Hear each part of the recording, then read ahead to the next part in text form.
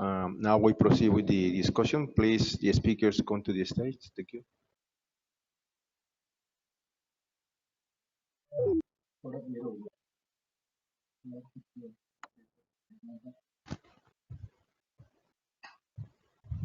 It's okay.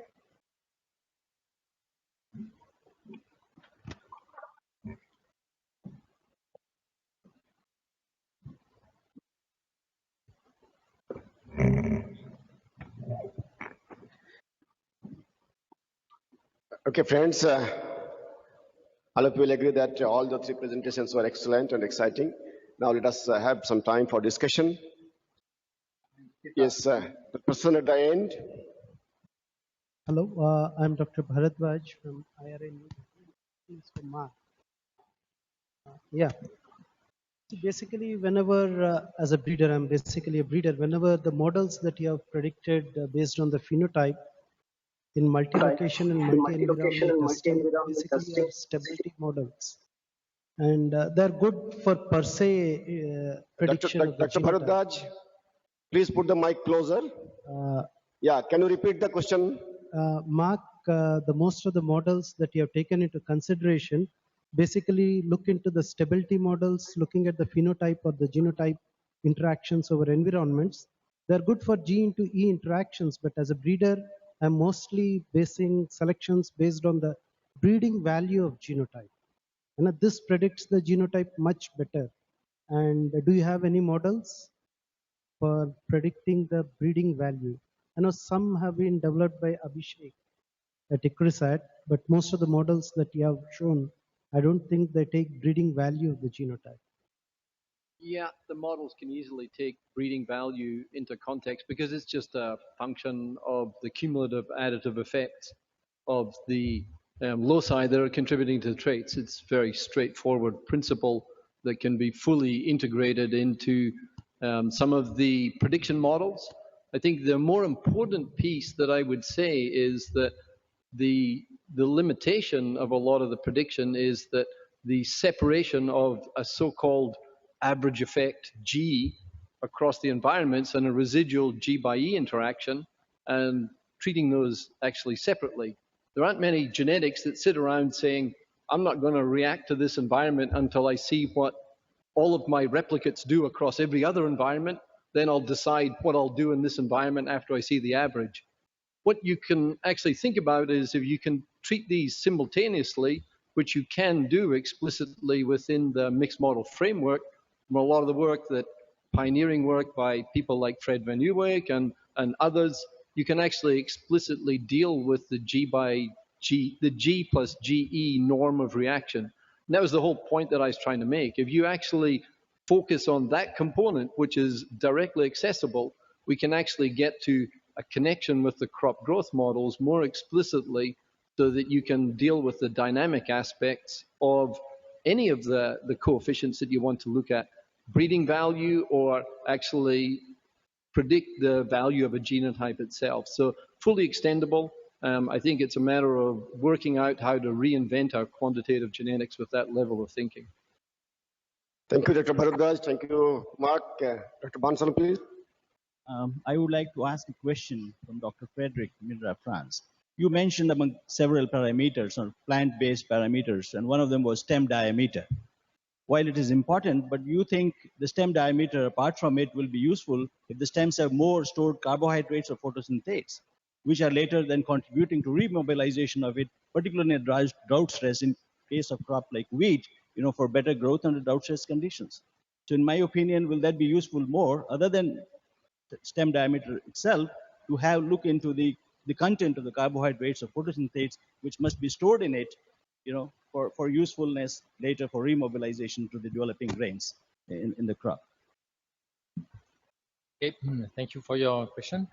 So I'm not totally a physiologist, so mostly measuring plants, but okay, maybe I've got some ideas of how to use this stem. So first, I think for some crops, the stem diameter is very important for lodging risk. Okay, that's maybe obvious. First, I think especially for crops that are able to have several stems in their plant through tiering.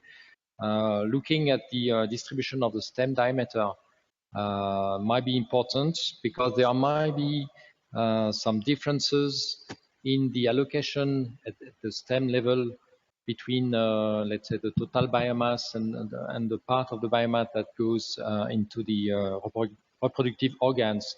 So by accessing these detailed observations that are feasible, we may have some clue about genotypes that have, let's say, a better economy in terms of the allocation of biomass in between the different stems, and for each stem in between the total biomass and the one that goes to the partitioning organs. Maybe I'm forgetting other aspects, but at least that's. Okay, thank you, Beth. Thank you, Dr. Bhansali. The person on my right. Yeah, please. Yes, thanks to all three presenters for the great presentations. My question refers mainly to the presentations by Mark and Peter.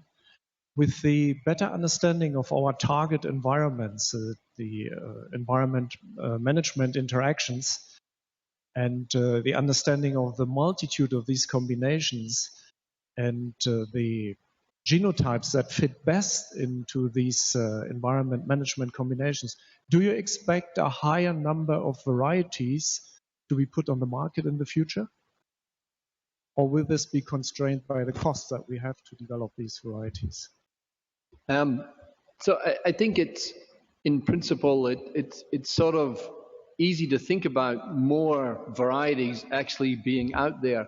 But if you actually think about often why a lot of varieties are released is that by the point of commercialization, you've got very small samples. I mean, even our big commercial testing, it's an extremely small sample of the diversity of situations that you're going to encounter inside that TPE. So in many cases, you're actually still sorting out the germplasm that's actually going to be widely adopted by the growers and actually works in their hands with their management practices. So my point about the purposeful phenotyping and connecting to these models is that if you can get down to the next layer, if you can actually get to that point of commercialization with predictive skill, you're in a better position to decide what is the likely success of these products out there. Then we're in a position to do what breeders also want to do, and that is manage genetic diversity for a whole lot of reasons across the whole target population of environments. So it doesn't necessarily require that in all cases you're going to need more varieties out there. There are actually some of these traits that are not incompatible with each other if you can do the right phenotyping. I think that the restricted transpiration is an extremely interesting example that really is born from this research community right here, from the work that's done by the people that's actually sitting in this room. They brought that to light, and some of the other colleagues that are involved that are not actually at this meeting but are part of this research community. It actually opened up opportunities where instead of having to have two different types of hybrids, there's an opportunity to combine that trait with larger canopy sizes so that within a particular hybrid, we've actually got improved stability without costing too much on yield potential. So it actually meant that we were able to, in some cases, reduce the number of hybrids. I think it's going to be a really lively question when you get into some of these more challenging environments that are much more diverse. And if this was a participatory plant breeding meeting that I spent time at, you'd have people arguing the case for breeding for every field. And so they would say the farmers will own their own varieties.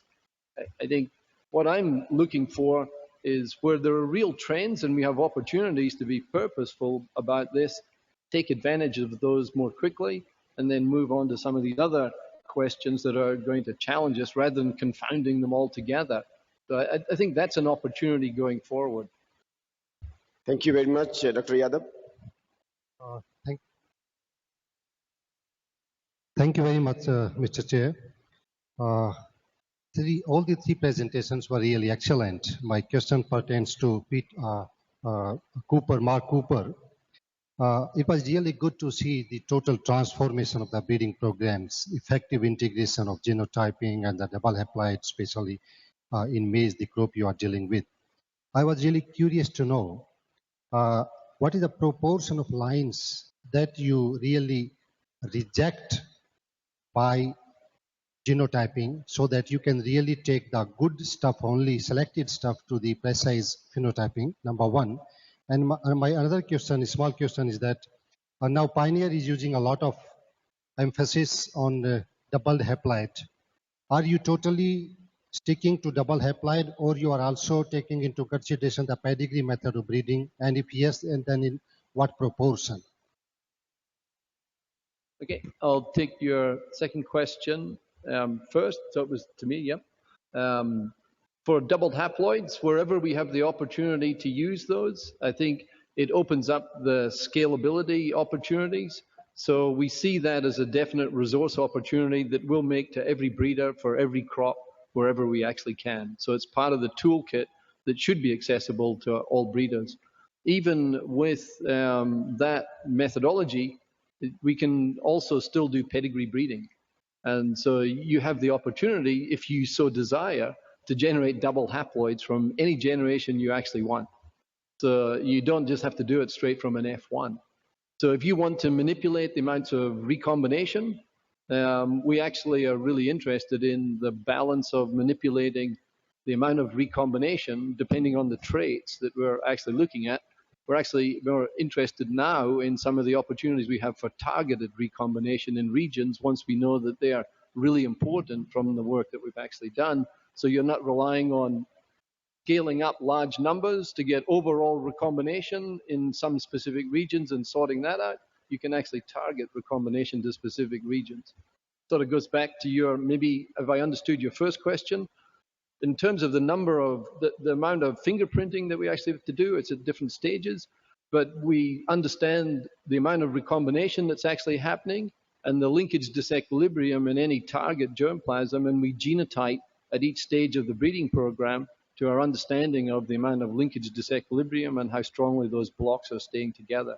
So at the early stages, if you don't have a lot of recombination, you don't have to have a lot of markers. But if you're doing something like genotyping by sequencing and you can make that really cheap, you get a lot of markers and you can use those anyway. So there's a lot of opportunities to think about how to do that and deploy those resources. Thank you very much, Dr. Jaidi. Yeah.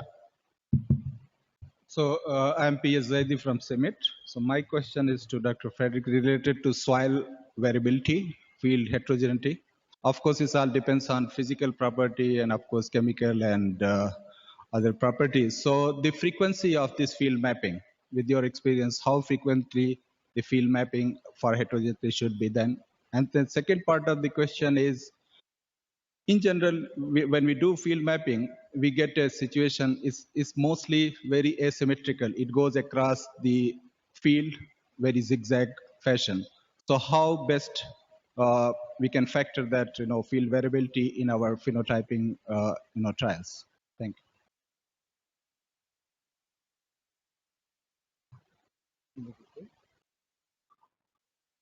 Now it's the all right. Okay.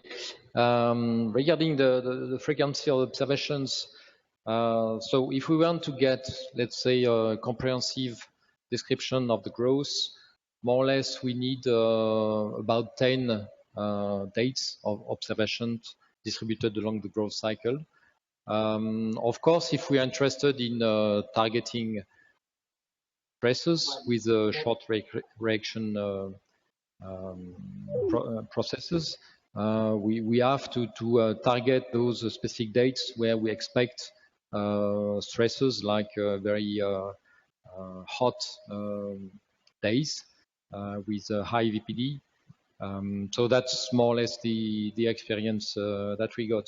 But I think that poses a question mostly with a question that should be answered by people working with growth models.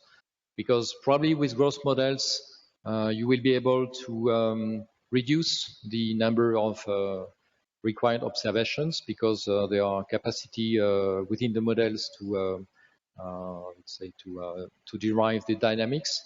So the question would be, when you use the model, how many observations do you need to really get a good calibration of this model?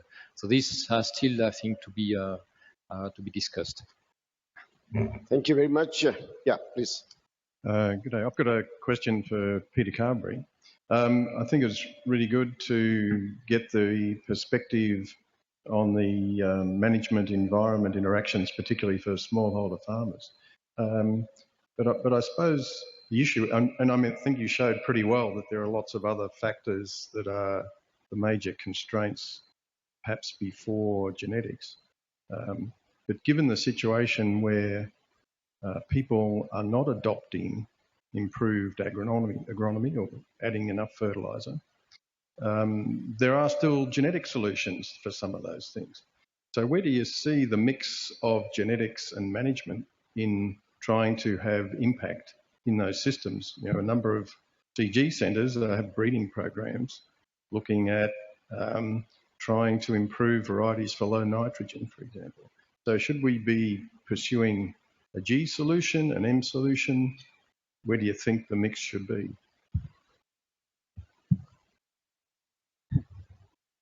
Thanks, Graham. You could probably answer that better than I, but you know, I think I declared up front that I've, in coming into this role, I've come to appreciate much greater what the G contribution can be to supporting smallholder farmers in these constrained environments.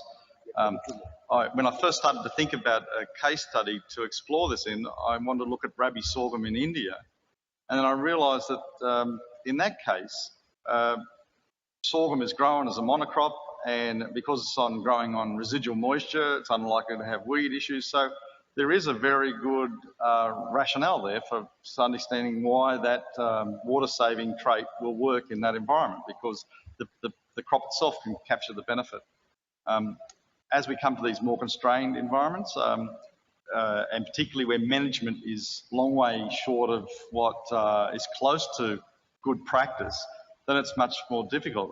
I look forward to engaging with our breeders and others about, well, how can you broaden out the traits that might be relevant to those systems? And I think everybody in the room here would agree that you have to look at the G by E by M, all of them, not just take any one of those components by itself. But yeah, at this point in time, I haven't really got a good example, but I'd be interested in yours or any others' thoughts about where the breeding should be investing in these constrained environments. Thank you. Last two questions. Yeah. Yeah, François Tardieu. It's perhaps for either Peter or Mark. It's the reciprocal of my question of this morning. We are in crop design, and there is one word I didn't hear is plant or crop physiology. So I'm probably not suspect of not liking models, but does this mean that we know enough with what is in the models already? Are there new areas that need to be studied in terms of plant physiology? Can you elaborate a little bit on that? Because Interdrought is having all these people together. So what is the ecological role of a plant physiologist in this big picture?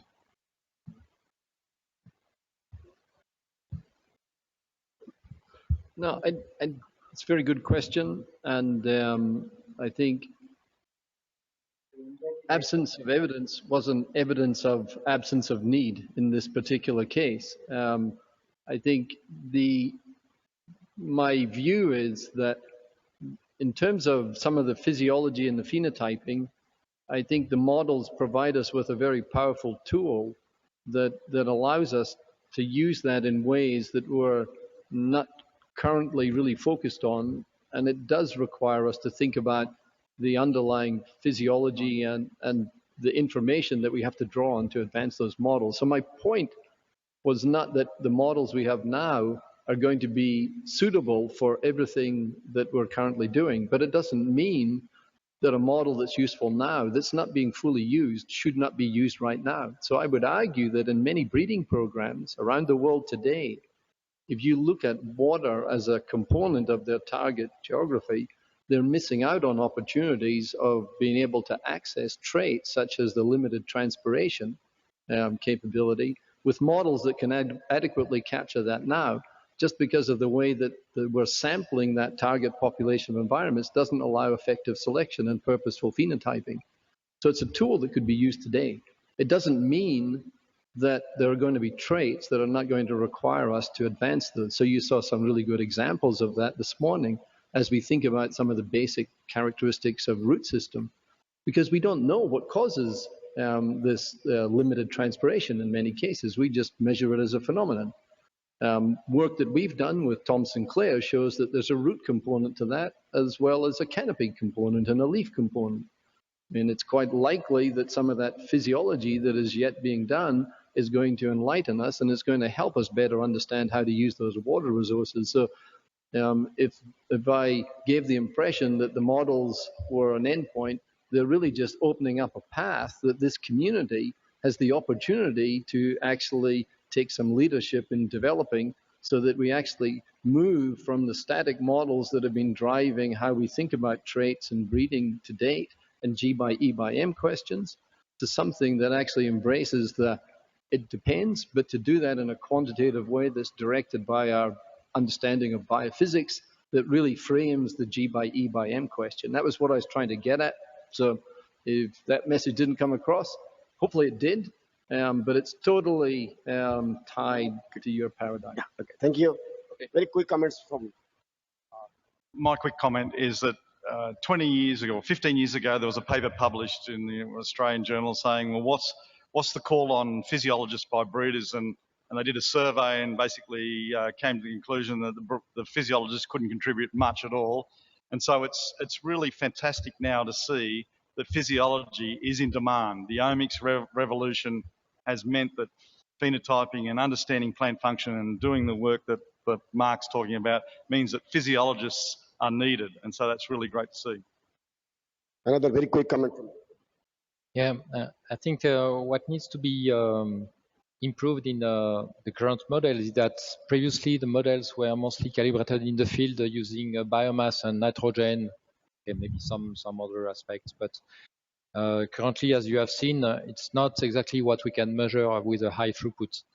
So what we can measure is canopy structure and, let's say, chlorophyll or other type of characteristics of the leaves, and this currently is not simulated by the model. So we really need to improve the modeling to incorporate those descriptors that can be accessed by high throughput phenotyping systems. Okay, thank you. Last question of the session. Yes, ma'am. I have a question for Mark about the integration of crop growth models into breeding. In crop growth models, you usually have an issue of scale. So on one hand, you have more integrative traits like biomass, for example, that these have a larger amount of G by E, but that are easier to phenotype.